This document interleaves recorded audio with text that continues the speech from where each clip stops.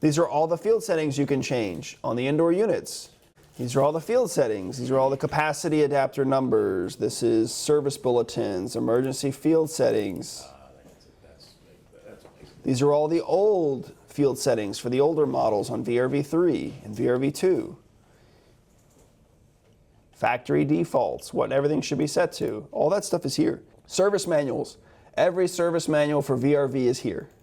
And Mirion, all the way down to your basic residential DX20 VC inverter outdoor unit.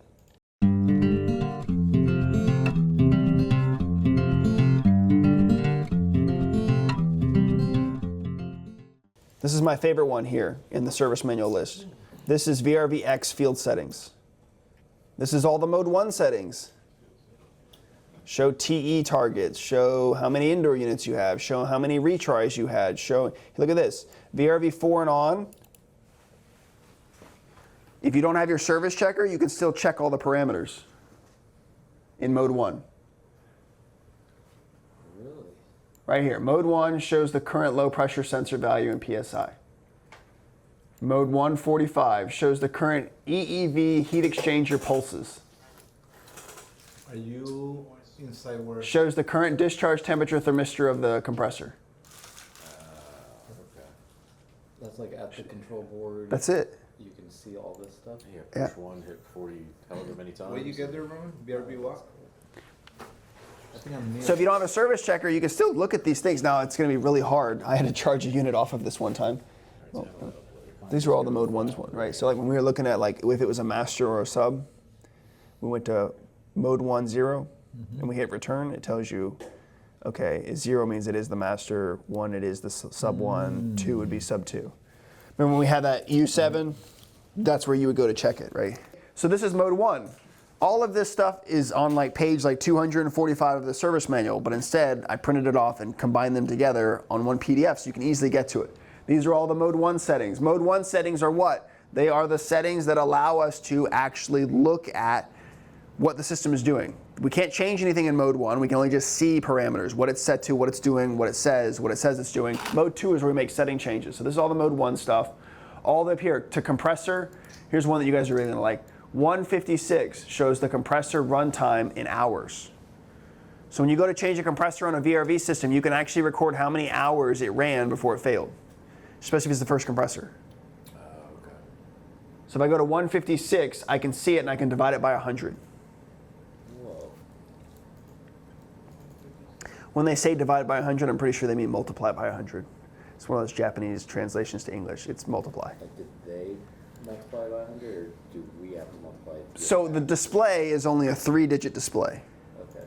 So I can't show you more than 100 or 999. Can you reset that runtime if you change the pressure? You will reset when you change the A1P board, but no, you can't change it. When they say divide by 100, they mean multiply. So if the display shows 23 times 100, right? So they probably, the board divides it by 100 so it can display it, and then Correct. you have to multiply. That's what they mean, yep. Okay, I see. Yeah, because if I divide 23 by 100, it's like, it's barely even an hour. So then we go into setting mode 2 settings. Cool heat selector, TE settings, right? You'll notice here on the unit, we talked about TE, right? Setting mode 208, auto is 0. But what if I told you you can change that setting? You see how it's 42.8 to 62.6. Ooh, let's talk about that. All right, I'm gonna spell a word out for you. VRT, don't answer Dalton. What does VRT stand for? Come on, take a crack at it. Variable Runtime. Okay.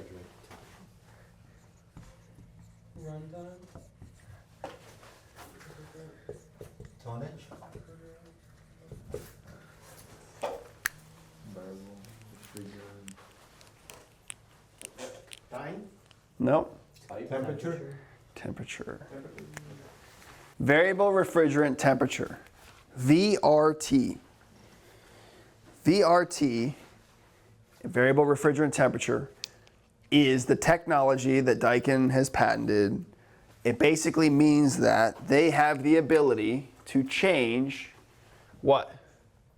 Temperature. Evaporator temperature. Evaporator temperature. And so much so that it could be anywhere from 42.8. Yep, does it say 62.6? VRT means that I have variable refrigerant temperature. What does that really mean? That means that if my outdoor ambient temperature is 100 degrees, it's going to, what? Try to make the coil as cold as possible, right? To deliver as much capacity as possible. But if my outdoor temperature is what? 65 degrees, does it really need really cold refrigerant? No, it knows that the conditions outside, the weather outside for the mode that it's in is really mild. 65 degrees in heating or in cooling is still mild weather. So what does it do? It changes on this setting here different temperatures of the evaporator. What does changing the evaporator temperature do for the system? Why is that important? Why do they do this?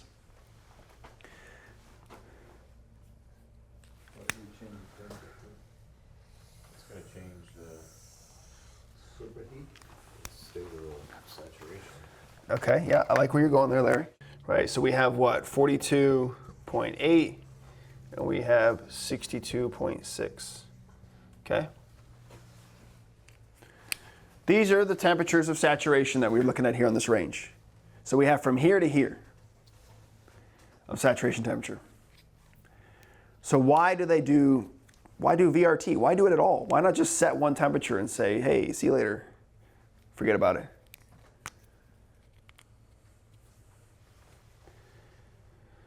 So you'll never get exactly one temperature? What? Yeah, exactly. Depending the saturation.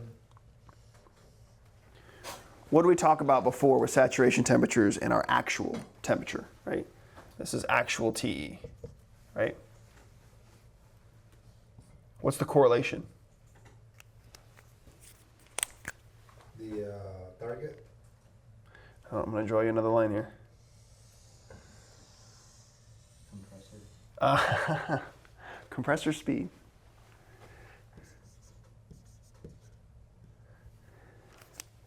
This looks like an ERV chart, but it's not. To maintain this saturation temperature, how fast does my compressor need to run? Pretty fast. No, pretty low. Not fast, sorry. To maintain this saturation temperature, how fast does my compressor have to run? 80 run per hour. Energy efficiency, guys. Say efficiency. It takes less energy, right, to do this over here than it does to do this over here. So on a 100-degree day, we need it. I'm sorry about your luck, but we have to have it.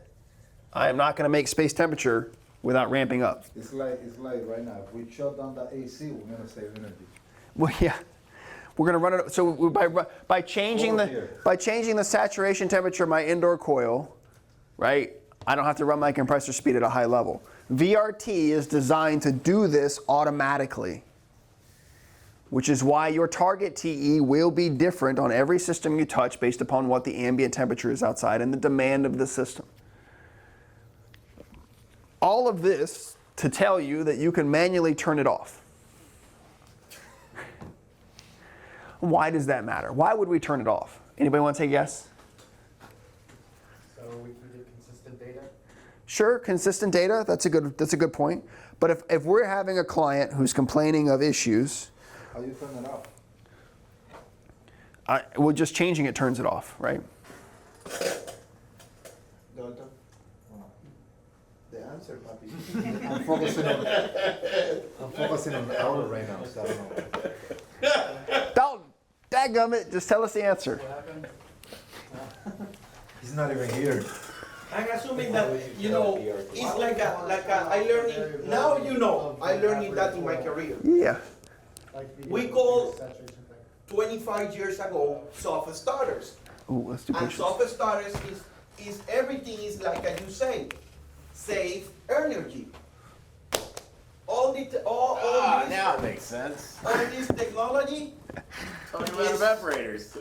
no, but it's for save energy. You can ramp it out a motor Yeah. step by step with the same power, Yeah. and you don't create wave A ton of draw. in the electrical power system, We're actually right, Roman? Yeah. No. Okay. Maybe that is why you can turn off. I don't ever get to play with the magnets, so. So this is your Daikin fan coil. They're usually always a positive pressure. So this is your typical Daikin fan coil.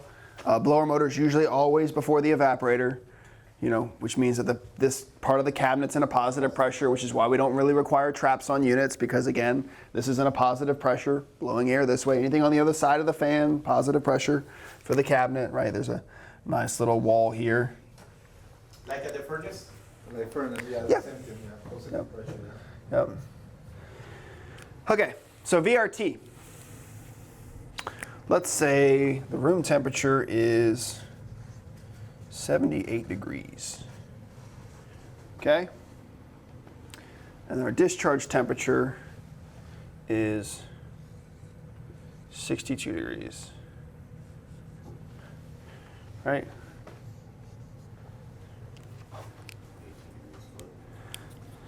Is that bad?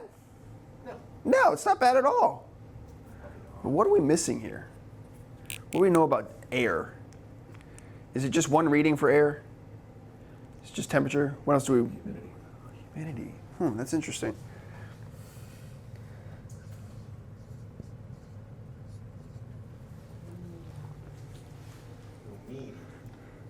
How much moisture am I removing with a 62-degree coil? None. Well, let's look that up. Yeah. What's the dew point? How do we remove moisture from air? Low speed, low temperature. Okay, but what's the more basic, the bare bones of it? Colder evaporator. Well, that is low temperature. I'm looking for a buzzword here.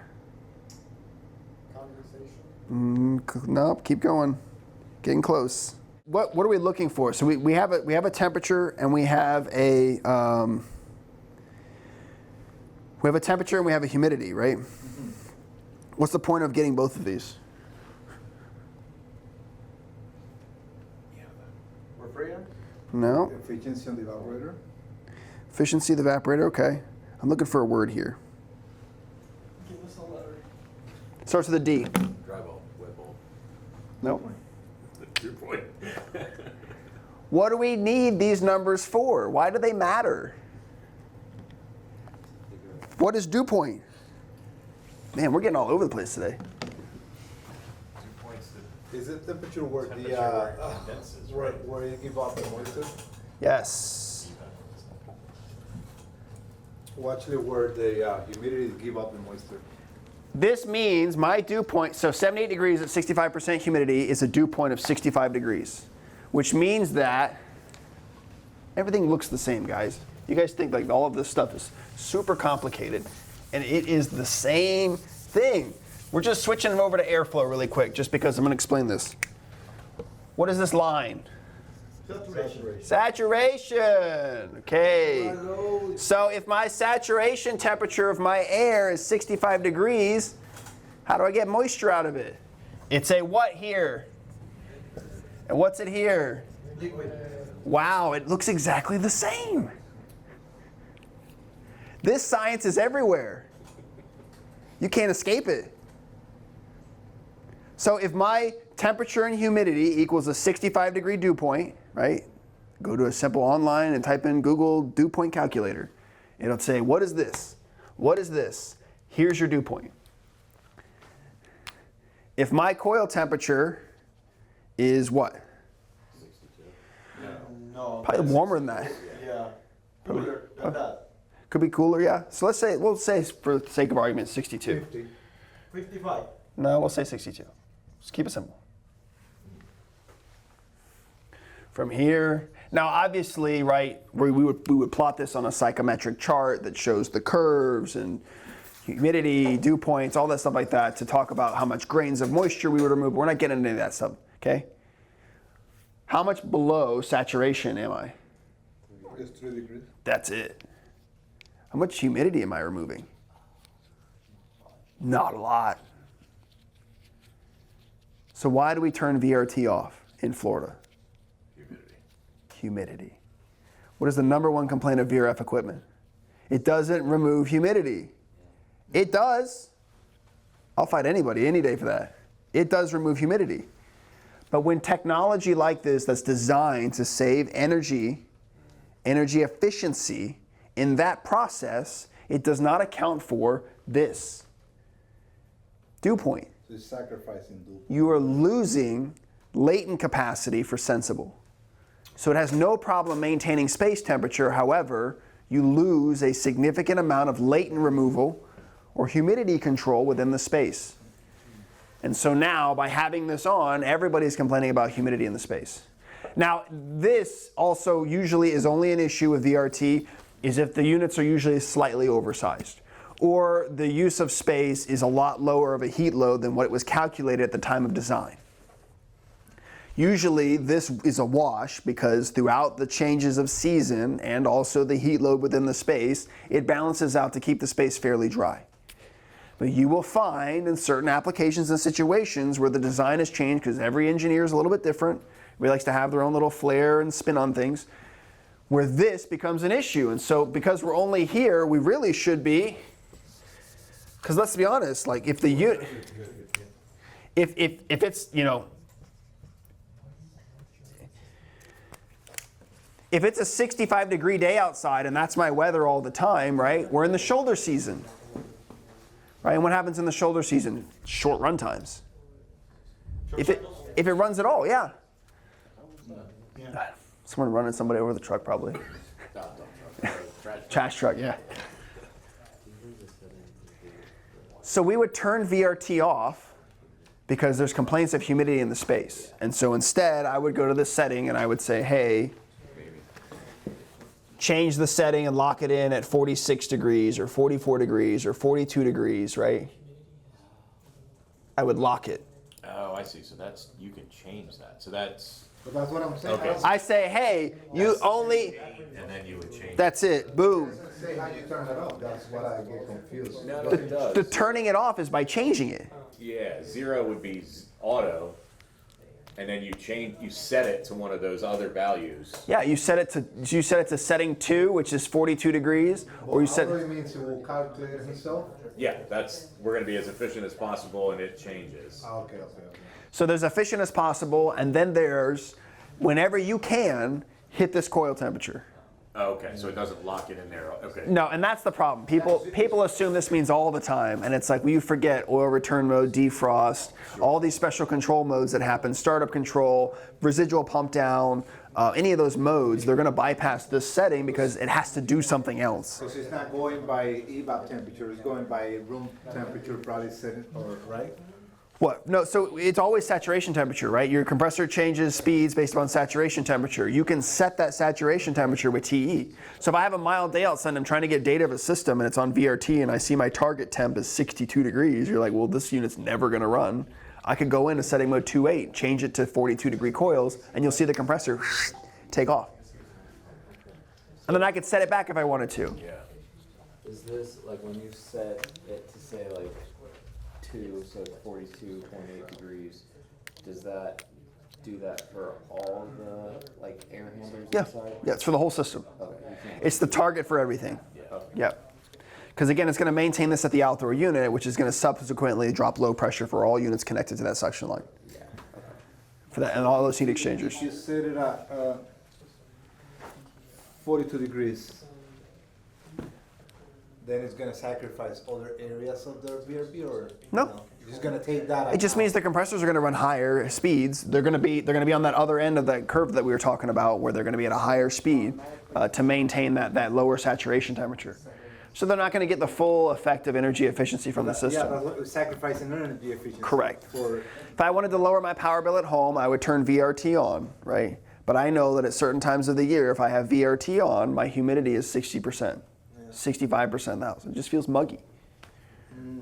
And I could. Do you change yours seasonally, or you just leave it? Well, it depends on how I feel that day. But sometimes I lock it, sometimes I change it.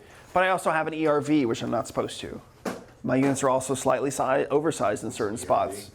ERV, Energy Recovery Ventilation Unit. So it would just, it's the cross flow that we were talking about. So I'm bringing in outside air from one side of my house, from where I've got a bunch of bushes and landscaping or whatever, bringing fresh air into the house that then goes through a heat exchanger. That heat exchanger, the air never touches, but they come across really thin walls of each other, and they change temperature. So I'm taking the 75-degree air in my house, I'm running it through a heat exchanger.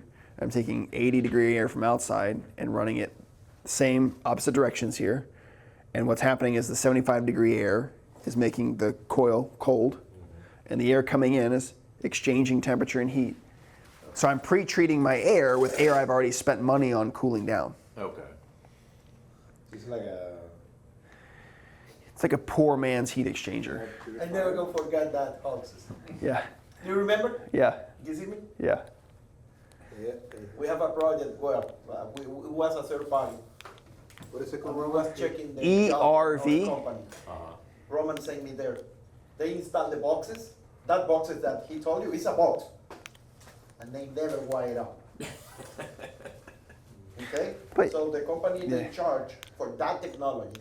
And then everybody. And the technology was just hook it up. But there. it's designed, so the way I have mine set up, which is the way that I like to see them all designed, is it brings in air from outside and it goes through the exchanger, and it'll either go through a dehumidifier or dump into the return air of my unit only when it's in cooling mode.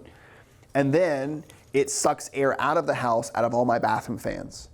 So all my bathroom fans go to a common chase that gets sucked out of the house through my ERV. So I'm taking waste air, no one wants to breathe in bathroom air, and I'm taking the temperature from that and I'm pre-treating the air and bringing it back into my home. And I do that to make sure that the inside of my house CO2 stays low. I have a CO2 controller that runs. So your bathroom fans are wired into your, like they turn on and off, or just as you? I can turn bathroom fans on demand, but no, it just pulls air through the fan. Oh. Because there's a fan inside It's the just ERV. open. Yeah. Okay. The ERV has a fan. Oh, so the building is pressurized and it's just going out there. Correct. Whether the fan is on. And my house is pretty leaky, so I keep it in a positive pressure because I'm too lazy to seal it up. But that's it. That's the premise of it. The premise of it is that I'm constantly bringing in fresh air, and then on demand I bring in 160 CFMs of fresh air. And he did all this technology. But anyways, the VRT I have to turn off because sometimes there's not enough air exchanges in the house and all the breathing and the kids and everything else. You guys want to use my house in case you want to do any project? No, mine's good Well, too. mine is old. My house, so Mine's pretty old. But my house is a bit of a Mine's 40 years Frankenstein. old. I get the itch of testing stuff and I just start hacking away. My wife loves it. Not really. Okay, but that's how we turn VRT off, right? We turn VRT off because again, the space is having humidity issues. And how do we determine that? Well, we would go in and we would measure temperature and humidity. We'd look at what the data shows us on how they change the coil temperatures at specific times. We'd find that it's usually putting the coil at too high of a coil temperature for the space. Okay. The great thing about VRF is we're able to change that coil temperature, and so now we can improve the quality of the air inside the space without having to give them new equipment. I don't have to sell them a solution, I just have to push a button. By changing the coil temperature, I'm going to remove more moisture from the space over time as the system runs, because I'm saying don't ever go back up again. Don't ever have a coil temperature higher than 42 point whatever if you can help it. And then we give it a couple months and we go back and they say, yep, it feels great in here, we've never had an issue ever since. And that's the customization that can be done with stuff like this. VRT, we can turn it off. And I usually do. And this is VRV4 and newer. Yes. Yep. VRV4 and newer. so let's turn something real quick. When you say turn it off, is get it out of auto and set it up to a specific set point. Yeah. Take it out of auto and set it up to a specific set point. Yep. That's what I would do. And so with that being said, it's just one of those things where the setting changes that you have, and so, now that you know what's available to you, you can make those setting changes. You can do the same thing for TC as well, right? Target condensing temp. So when it's in heating mode, we can actually set the coil temperature to 114 if you wanted to. Okay, so kind of accomplish the same. That's it. Correct. The opposite. Now we wouldn't be worried about humidity in the space for that aspect, right? If it's cold outside, this would just be more so of, hey, it isn't heating up fast enough, or we make temp changes at night and the space is still too cold by the time I go to bed, or whenever I wake up. It's just there's small complaints, right? And this is more so like residential units that you'd see it on, or or if I'm there for heating and it's 45 degrees outside, and my TC is 100 degrees, target, and I say, man, I'm here to find a problem. I want you to run. So I would manually change it to 114, and you'll see it. They'll take off. They'll take off in a matter of seconds. Yeah. I hit save setting, and the unit goes, okay, and you'll see it, the target goes whoosh, up top. And then the compressor says, well, I got to hit that now, so ramp up. Are we safe to assume that these are all Factory, yes. on auto? No one's. VRV3, there's actually, there's still setting changes you can make. Okay. It's just not, there's no VRT, there's no auto. Okay. AirNet address, we've kind of covered that in before. The AirNet address is basically, it's a manual address. You can give the unit anywhere from 1 to 63. And that's just to confirm on Service Checker what unit you're actually working on. I usually change the number, and then I look for the number to change. The number says 6 on this unit. Okay, well, I'm just going to change it to 2. Okay. Does the unit I'm looking at that says 6 now say 2? And it happens like 5-10 seconds later. So, but anyways, That group address. So I found that if you open centralized operation, that group address, say it's 2-5, it'll be line 2, unit 5 Yep. over. Nope, that's how you do it. Yeah, I had no idea that. I was Yeah. clicking every one of them, waiting for it to turn gray and coming back. But Yeah. not all of them have group addresses. Like, No. Like Well, only one unit. Was you'll find that the Service Checker you have, as opposed to the one that Ricardo has now, yours shows group addresses under the numbers in the units. Service Checker 3 and older equipment, like older VRV3 indoor units, because these units are cross-compatible forwards and backwards, it'll have group address numbers, but you just can't see them in the service tool. And so you kind of have to either go inside to look at the controller and say, okay, what number is this? Okay, that's this unit. So if we wanted to, like, so when we were at Gainesville, if we wanted to go through and add those group addresses, is that something we have to do at the thermostat of each individual? Okay, so that's really not, Yep. we're not getting access to every unit. Well, so we're all going to have fun at Centerpoint soon because we have to do that. We have to do that for 83 units, 84 units, something like that. So. Yeah, well, yeah, I bet you do. That's funny. You're the first person we volunteered. But for that, we have to manually go through, and so you'll get an address list, AirNet group, AirNet group, AirNet group. So you'll go through and you'll go to the thermostat, and you'll set the group address, you'll set the AirNet address, then you'll exit out and you'll go back in to make sure to save the setting. And we have to do that for every single controller, and then we go back to the ITM that we have there on that job site, and we would make sure that we can see them and control them. Okay. Without setting the group address, it doesn't talk to the centralized controller. And the AirNet address is just for service aspects. So if you're looking at it on Service Checker, we can say AirNet this, indoor unit 5, AirNet this, group address this. Do they auto pick or auto populate the AirNets?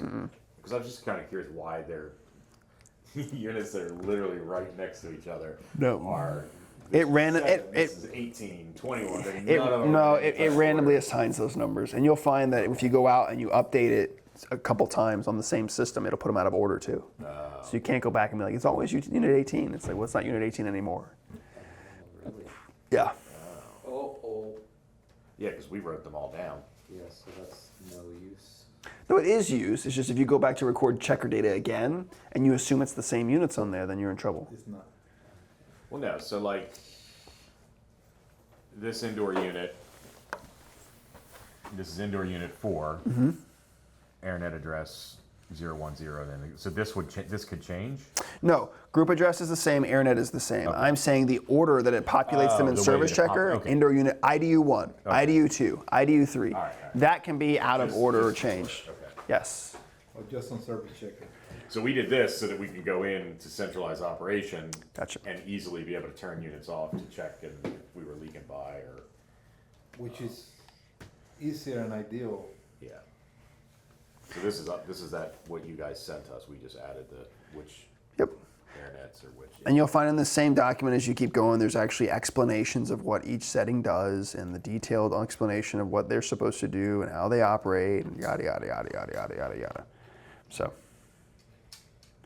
all that makes sense? Good, yes. But you can see here, so let's just pick a unit. We were talking about VRV4 earlier. That's X. Sure, this looks good. There you go, outdoor unit fan speeds. These are all the different fan speeds for the outdoor unit. There's 2 fans per unit. You'll notice here that only one fan speed runs from 0 to 23. See that? Fan 1 will run from 1 to step 23, and fan 2 will not run. It's zero RPMs. And then after that, you'll see that this 556 RPM goes down to 309 because the second fan turns on to share the load. Now it's a little over 600. And then they ramp up together. That's for the 96 model. For the 72 model, it only has 33 speeds. We go to the larger modules, the 120 module. You'll notice it has 52 speeds. You'll notice on the REYQ 144 module, 12 ton, it has 53 speeds, 1 speed extra. Let's go up. There they are. Compressor step control. Compressor speeds. Look at all those speeds. There's 170 speeds in this unit. That's 144. This is a 144. What size is that? It's 144 is a 12 ton. 144,000 BTUs divided by 12,000 BTUs. It's a 12 ton. So we have step 1, which is inverter hertz of 52. But you'll notice here the reason there's so many steps is because there's 2 compressors. Inverter 1 and inverter 2. You'll notice how from step 1 all the way down to, let's see here, step 74, that compressor's full speed is 143 hertz. And this one's at 0. And then you'll notice here at step 75, it ramps down, and then they share the speed, right? They just kind of cut it in half a little bit. So if only one compressor is running, it's probably in a step between 1 and 74. And then after step 74, both compressors turn on. And then they ramp up together. And you'll notice that when they get all the way to step 170, and again, these steps aren't visible in Service Checker, and neither are the hertz, but the RPS is. You can just do a simple math conversion to figure out what the hertz is converted to RPS. But you can see here, this is the upper limit of the REYQ 144. You'll notice they're probably the same compressors in the 120, but you'll notice the 120 stops at step 156. This is like we talked about before. This one goes to 170, this one stops at 156. So the compressor still has the capacity to go up to 12 tons. However, it's only going to run a specific amount because of the tonnage of the system. You'll notice here, REYQ 96 stops at step 151, REYQ 120 stops at 156. So the 96 module, they just have 4 less steps, right? 5. And then you get into smaller tonnage units and you notice it's only 147. And there's only 1 compressor this time. But these are all the different speeds that the unit has available to match capacity and hit TC or hit TE. It's these steps here.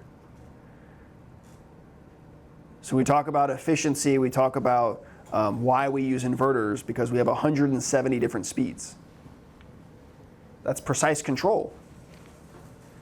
You couple that with 2,000 pulse EEVs, you couple that with a bunch of other stuff, outdoor pulses that can go from 0 to 3,000, you get very, very fine-tuned precise control, which is also why we have temperature sensors everywhere throughout the system. And then again, we'll go up some more, because actually in the service manual you'll see it does function layout, component layout. So if we go up here to the piping diagrams, here you go. Looks just like the macro, but it puts temperature numbers on next to the sensors. And you'll say, okay, well here's sensor 1, here's sensor 28. See that up here in the corner? let's say, well, between that sensor and sensor 29, there's a huge temperature drop caused this expansion valve, and I want to investigate that. Where the heck are those sensors at? Well, first I can go find the names, 28 and 29. So I'm going to go up here and I'm going to look. Okay, 28, that's R3T. That's used to detect liquid pipe temperature at the receiver. Okay? 29, thermistor heat exchanger, upper liquid. Okay? So R3T, R4T, 28, 29, I'm going to scroll down and find out where in the module those actually are. Remember R3T and, sorry, R28? Hold on. So I said R3T and R, which one? Hold on, let me go back up. Here we go, R3T and R4T. So we're going to go down in the service manual, because you're like, well, where the heck is that in the unit?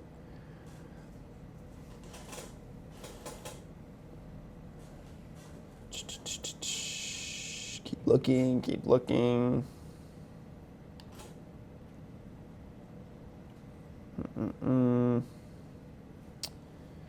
Should be here. It's like, where's Waldo?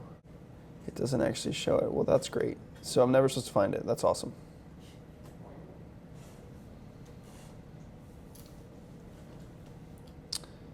But you see how the thermistors are designated on here and where they go? De-icer is here. It's in the bottom left. Gas purge, R13T, it's right here inside the module. They even show you a top view so you can see the components in the back. Subcooled expansion valve.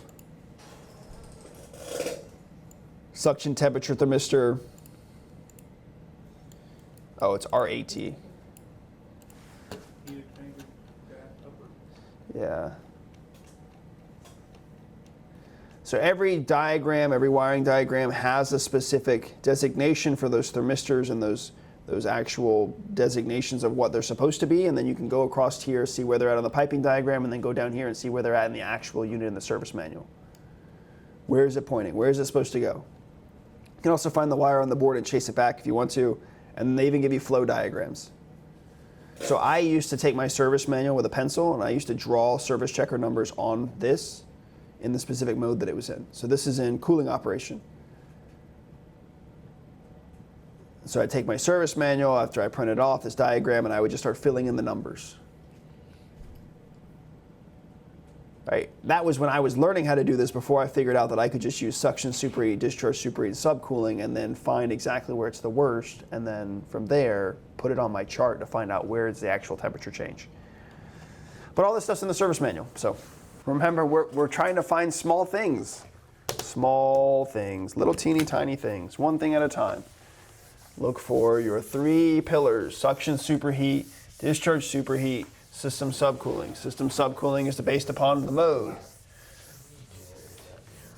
Populate 1 or 2 things and see how they trend over time. It's not complex.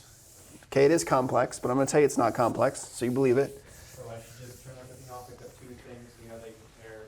If you are new to service checker data, then yes, that is what I'm going to recommend. I'm going to recommend that you focus on one thing at a time, because otherwise it's too overwhelming and your brain can't process that information yet because you haven't trained it to do so. There you go. There's your equations.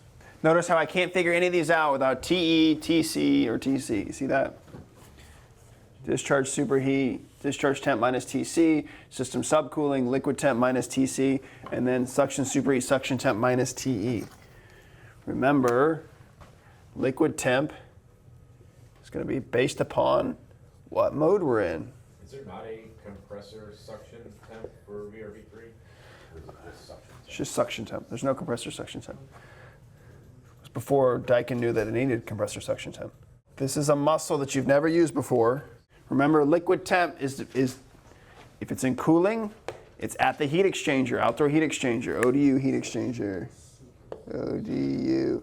If it's in heating mode, you're going off of ODU entering temp. It's also sometimes called the subcooled liquid temp. System subcooling is based upon where the liquid is going, in which direction. Well, what about with the parallel operation? Because you're not in heating or cooling. So the way you figure that out is through the subcooler. Okay. Remember, whichever way the refrigerant is flowing. Don't let me teach another lesson, gosh dang it. Here's your liquid line, okay? And you're trying to figure out which way is it going. Is it going this way, or is it going this way?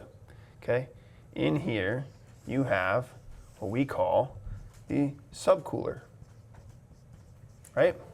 And there's another line that goes in the opposite direction, right?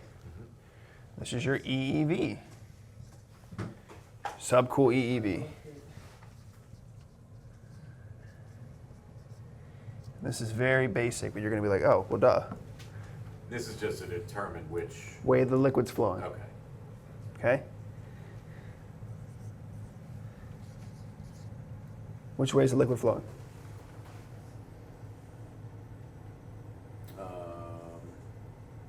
It's going that way. This way, It's because it's subcools.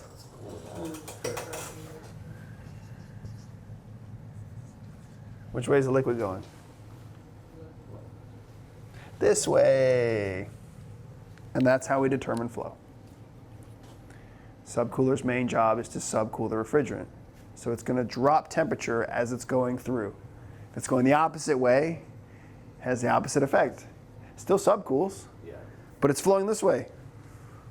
And then these change, it's flowing that way. And then these change and it's flowing this way. So if you're trying to figure out which way the liquid refrigerant is going in a system, subcooler tells you everything you need to know. And it is always open. That gets a lot of guys in parallel operation. They're like, well, I don't know which way it's going. And it's like, well, which way, where's the temperature dropping on the subcooler? Well, if it's dropping in that direction, then that's the flow of your refrigerant. So we have here what, 3 condensers together, but I Two. saw no, but I saw O3. O3 on O1 is your targets. O2 is your master. Wait, hold on. O1. Okay, no, it's just 2. Okay, so let's cover that. O is targets. O1 is ODU1, and O2 is ODU2.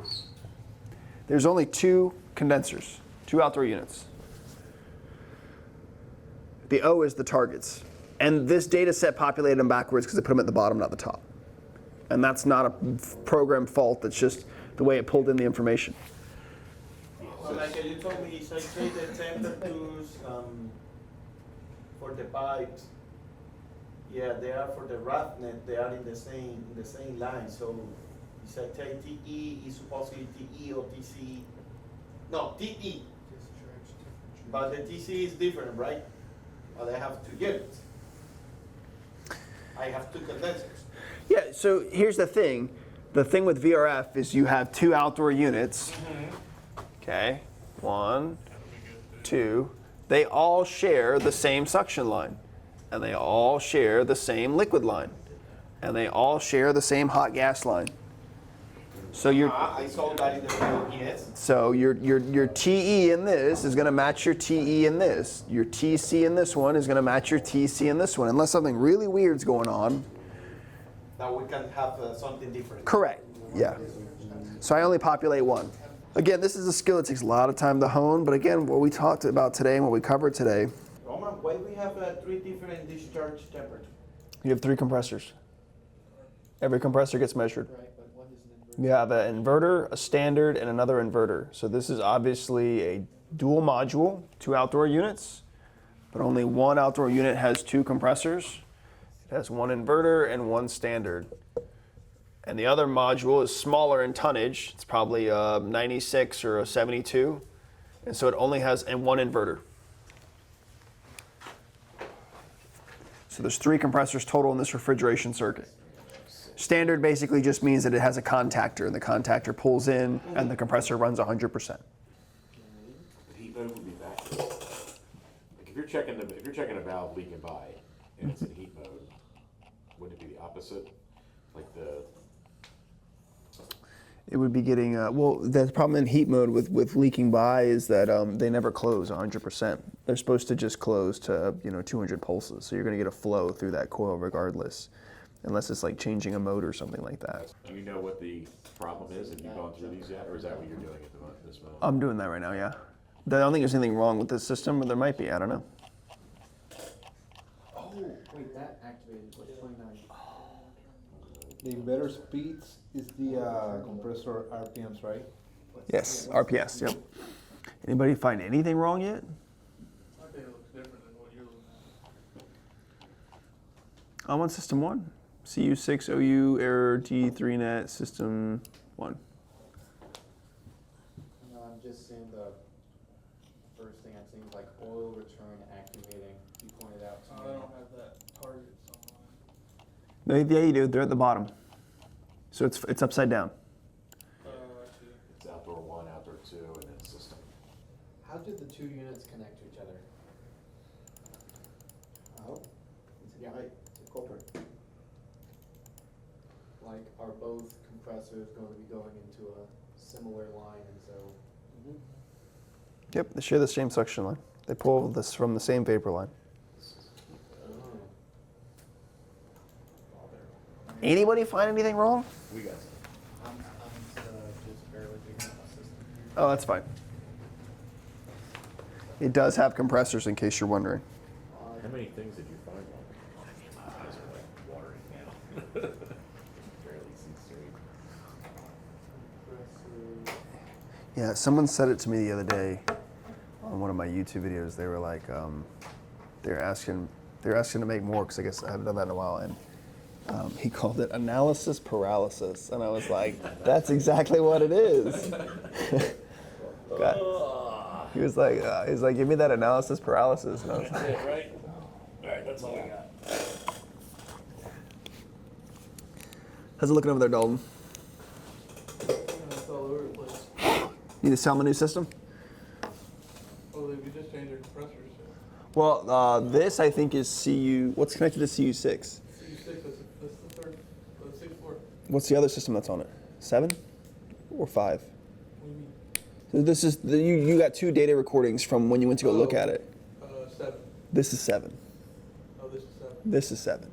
This is not 6. 6 is system 2. That's how Gainesville is. Or do you want to tell me I'm wrong? Because I might be wrong. Oh, you're right. Okay. 6 is- And the only way I could tell is because I went through this data set and I don't see the problem. So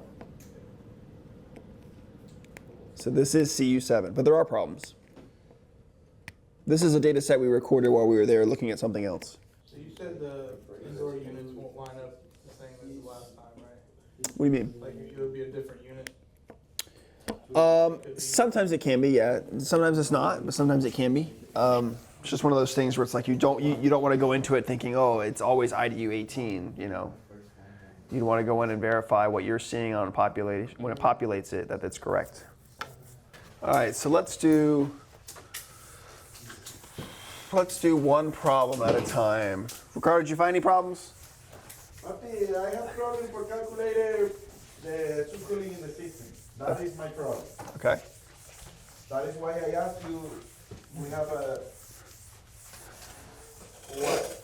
I have a question. Yeah. How do heat exchanger liquid temp minus condensing? Yeah, but we have a, But it all depends on which way the system is flowing. If it's in parallel operation like it is, the way you determine which way it's flowing is based upon the temperature drop across the subcooler. So I wouldn't worry about subcooling in this data set a whole lot, so because this is also low load. saturation temperature minus liquid line temperature. So I'll take that you guys didn't find any problems. I mean, I see a bunch of indoor units. But I mean, Ricardo, did you find any problems? I don't expect you to. I was asking if you found any. Okay. Okay. I have I calculated discharge temperature. There was between the parameters. Okay. The parameter is 27 and 72. Mm-hmm. That was a little high, or was it 77? Okay. What else? My instruction, my superheat, the system superheat is 30.6. So it's So- parameters, but the maximum is 32. It's a little high. Yep. Okay. It's a little high, yeah, Okay. I know that. So, Anything else? no. Okay, that's fine. Let's go to Carlos next. What'd you find, Carlos? A bunch of weird stuff. Did you find any problems, or do you just think that you need more time? Because it's fine if you don't. Again, we're here to. I mean, I haven't write it down, but I got a bunch of units. I'm guessing they off because the pulses are 0. Mm-hmm. But I noticed, I found it on That would be. recovery, what is it called? It says right here. Well, we are on oil return mode, Mm-hmm. but the compressor RPS are really low for some reason. I don't No. know if that's normal. It's not a big problem. This doesn't need to run as much. Dalton, I think you guys, how many guys problems did you find? Found 2 indoor units. One indoor unit and Just high a high subcool, but as soon as you said low. Okay, so you found how many? 2. Okay, Which ones? what numbers? One's 16, one's 16, or no, sorry, one's 17 and 121. They did kick on for a little bit, but they were pretty cold before they kicked on.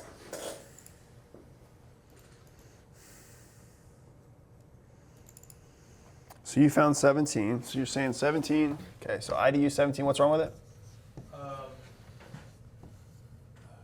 17, at 0 pulses is 42 going in, 43 going out, So what's your diagnosis here? bleed by. Okay. And you said you found 1 or 2? 2, indoor 21, Okay. 0 pulses, 44 going in, 51 going out. Okay, so bleed by. And which one did you guys find, Larry? 23. Is that all we found? Everything good? And then, yeah, we, like, obviously subcool was a little high, but Yeah, load was That's low. why we have some cooling high. Yeah, it's low load. Superheat, sorry. All right, so you guys found almost all the issues. You just missed one. Which one? Indoor unit 18. 18? Ah, yeah. Which is why we practice.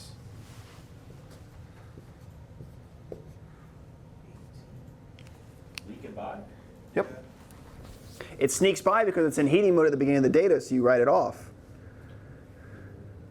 But if you map 18, 0 pulses, and you look at liquid temp compared to TE, it's very close for most of the data. All right, so we found 4 indoor units that say they were closed at the expansion valve that are letting liquid refrigerant flow through the unit. Here is indoor unit 18. Okay? 0 pulses. And this one is, so let's go back to the very beginning. Okay. Goes into heating mode. It's in heat right now. Okay, we can go through most of the data set. This is the indoor unit. Valve pulse is open. I try to go towards the end of it. It's been open for a while. But if I take away the gas pipe temp, because it doesn't matter, and I just keep pulses and I keep indoor liquid expansion liquid pipe valve temp. Sorry, but we are not learning the same unit. I am in another unit. My 357 data item say 600 volts. Yeah, you're just at the wrong timestamp. You have to scroll left and right. And that's why I didn't find any problems. But that's okay, because now he knows to scroll. So if I populate TE, my saturation temperature, and I populate my indoor liquid pipe temp and my EEV pulses, and I go back here and I look at the data set for where it's at 0 pulses, and it changes up and down. See how it goes down? See the brown line goes down? Black is TE. The fact that this goes from here, and then as my TE drops, you see that black line? See how that black line falls down? And then look what also goes down, the temperature of this evaporator coil. Oh wait, are we calculating this on the wrong thing? He just highlighted the. Indoor liquid pipe temp, Yeah. valve pulses are at 0. And then I also populated TE of the system. Black line is TE. But you don't go off of indoor gas pipe temp? You're not comparing liquid versus gas? No, so here's the thing. Gas pipe temp isn't gas. Yes. So your heat exchanger is this, right? You've got your suction thermistor, and then you've got your liquid thermistor. But the liquid thermistor is after the expansion valve. So this is always low pressure, saturated vapor.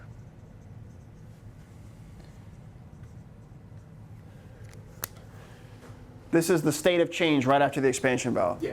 So it's liquid here coming in, and then right after it's a low pressure liquid. But what I'm saying is, so we're not, I think we're just calculating it wrong. We're not going off of, You're doing it off this? we were comparing those two. No. The liquid temp versus the gas pipe temp. No. So that'll tell you if they're the same, but Yeah. that's only if there's a significant amount of bleed by. Which is why we don't solve it. But if the system is in low load and the refrigerant isn't moving very fast and the pressures are low, then there's not going to be that much bleed by. Okay, so it's the gas, it's the Liquid versus the TE. after the expansion. This is closed. This says 0 pulses. Yeah. 0 pulses. Right? Which means nothing should be flowing through here. Which means this and this are connected to the same line, which means they should be the same temperature over time. Okay? If this gets colder as my saturation temperature of my unit gets colder, see, it's easy to see when I populate like this, right? Yeah. The black line is my TE. Compressor ramps up and my TE falls. See that? The black line goes down. When the black line goes down, guess what also goes down on this unit?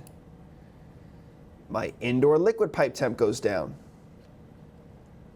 When suction pressure falls, so does my liquid temperature up to the expansion valve. And that's because it's letting refrigerant through. Notice how it stays low the entire time.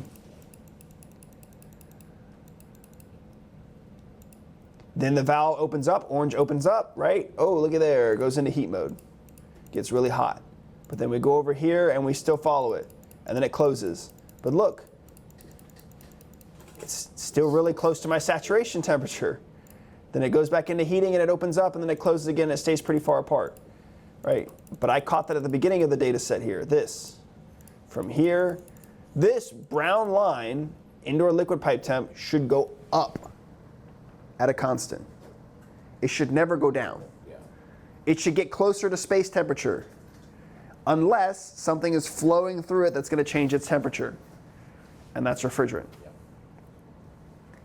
This one's a hard one to see. All the other ones were easy to see, right? 17, you could easily see it. Take this away, take that away. See, they basically mirror each other the entire time. Let's look at an indoor unit that doesn't have it leak by.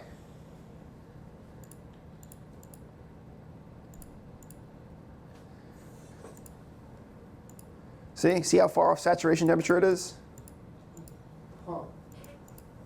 It stays this far off saturation temperature because there's no refrigerant flowing through it. Yeah. Guess what it matches?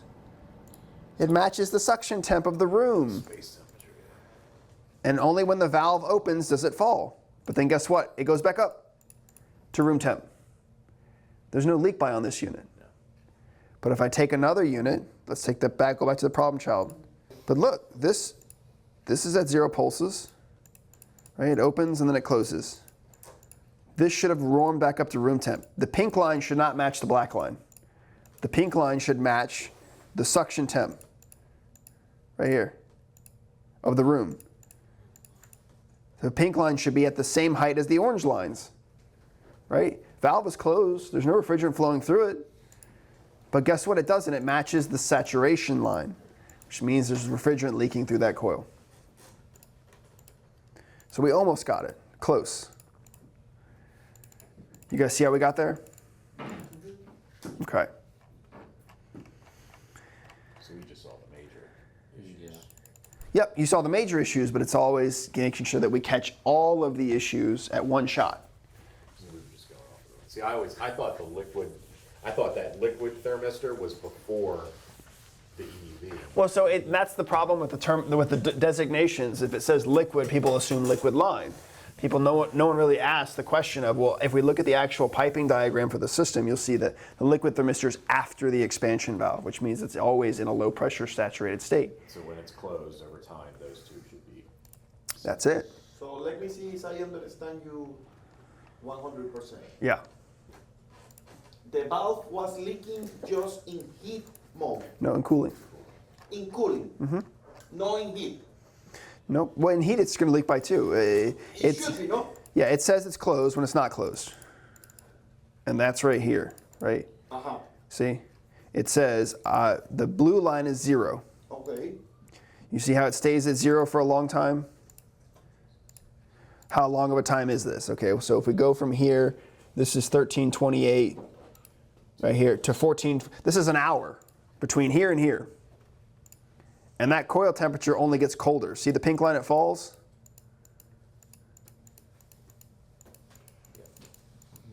This is an hour. At this point, this should be 67 degrees, and it's not. Got it. It should be dropped, rise the temperature. Should warm up. Yes, Why wouldn't it?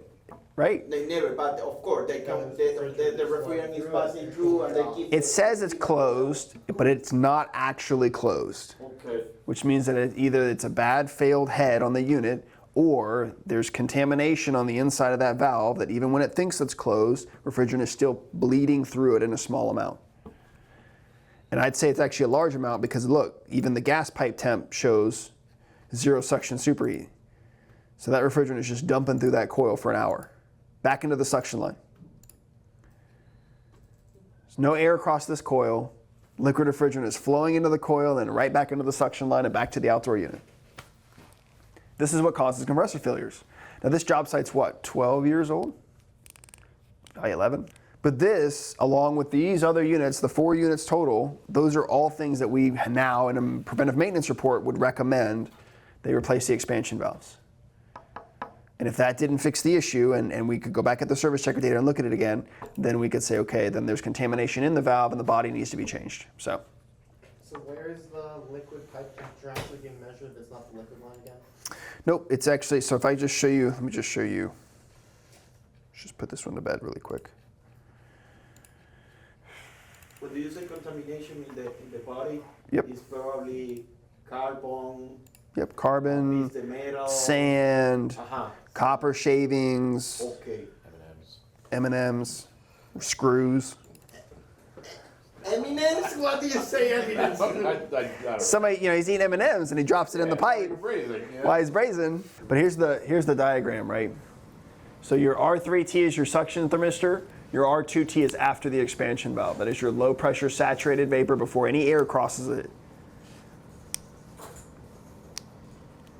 So your R2T is gonna be your saturated refrigerant. It's gonna be that misted refrigerant right after the expansion valve that is still a liquid that has not changed states yet. So it should match your saturation temperature on your outdoor unit, your TE. That's that 410A at that pressure as a liquid, which is why we check TE against liquid pipe temp. Because in heating mode, that is liquid, right? In heating mode, we're flowing hot gas to R3T through the heat exchanger and making a liquid at R2T. Yes. But in cooling mode, this is a low pressure saturated vapor. I mean, and technically it is kind of a liquid, so they're not wrong. So R2 is liquid pipe, Yes. but why it shows the sensor before Before what? to take the EAV? Yeah, it's supposed to. So it's before the EAV. Well, technically it is a liquid, right? So in heating mode, it's creating liquid at this coil, so that is a liquid sensor. In cooling mode, it's right after the expansion valve where it's still a liquid. It's just a liquid in a low pressure state. Oh, so it's after. It's after. Cool mode it's after. Cool mode, it's after. Okay, Yep. okay. So when we're looking for bleed by, we're looking for a little bit of refrigerant leaving that valve and turning to a vapor at the sensor. Or being at a saturation temperature that matches the outdoor unit.